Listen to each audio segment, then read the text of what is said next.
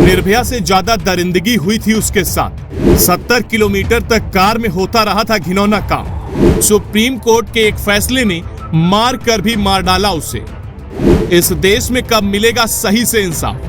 पश्चिमी दिल्ली के छावला सामूहिक दुष्कर्म मामले के तीनों आरोपितों की फांसी की सजा को निरस्त करते हुए सुप्रीम कोर्ट ने बरी कर दिया। इस पर पीड़ित परिवार ने निराशा जताई है।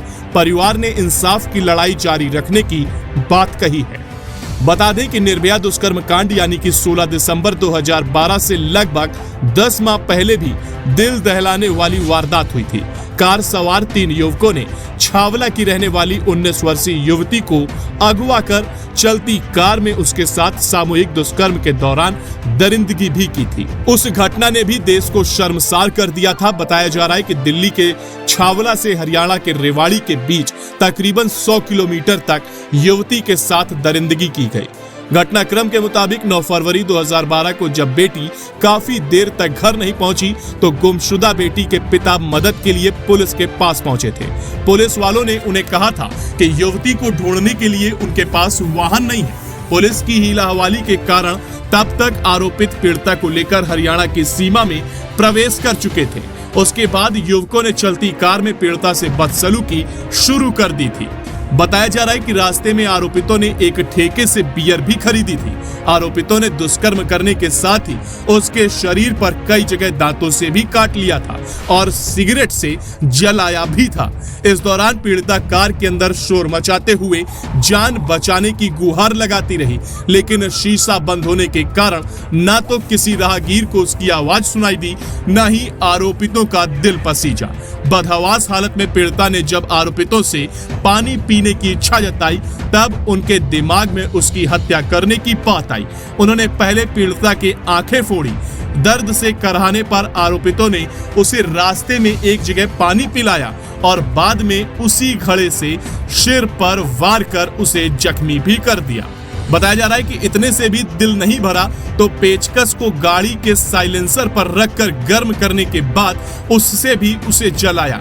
दरिंदगी की हदें तो तब पार कर दी जब पीड़िता के प्राइवेट पार्ट को भी जला दिया और बियर की बोतल तोड़कर उसके शीशे पर वार कर बुरी तरह घायल कर दिया। बताया जाता है कि आरोपितों के पकड़े जाने पर उन्होंने कबूल किया था कि उन्होंने पीड़िता पर कई वार किए थे। जब उन्होंने सुनिश्चित कर लिया कि उसकी मौत हो गई है तब वे शव को रेवाड़ी में सुनसान जगह पर फेंक कर भाग गए थे। घटना के 5 दिन बाद पुलिस ने रेवाड़ी से युवती का शव बरामद भी किया था।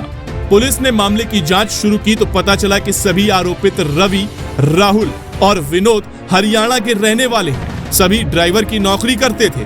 रवि पीड़िता से एक तरफा प्यार करता था। रवि की गिरफ्तारी के बाद पुलिस ने अन्य आरोपितों का पता लगाकर उन्हें दबोचा था। दिल्ली पुलिस ने मामले को दुर्लभतम बताते हुए दोषियों के लिए फांसी की मांग की थी।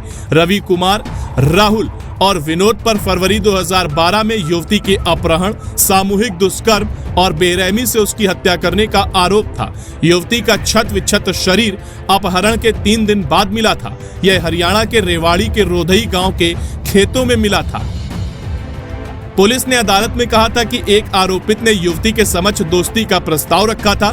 जब उसने ठुकरा दिया तो बदले की भावना से इस क्रूर वारदात को अंजाम दिया गया। सोमवार को फैसला सुनाते हुए शीर्ष अदालत ने कहा कि केस में कई खामियां देखने को मिली है। पाया गया कि अभियोजन पक्ष द्वारा परीक्षण किए गए 49 गवाहों में से 10 गवाहों से जिरह ही नहीं की गई। यही नहीं, कई अन्य महत्वपूर्ण गवाहों से बचाव पक्ष के वकील द्वारा पर्याप्त रूप से जिरह नहीं की गई।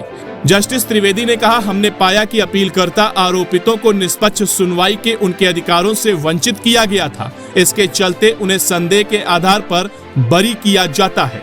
ब्यूरो रिपोर्ट, आदर्श भारत टीवी।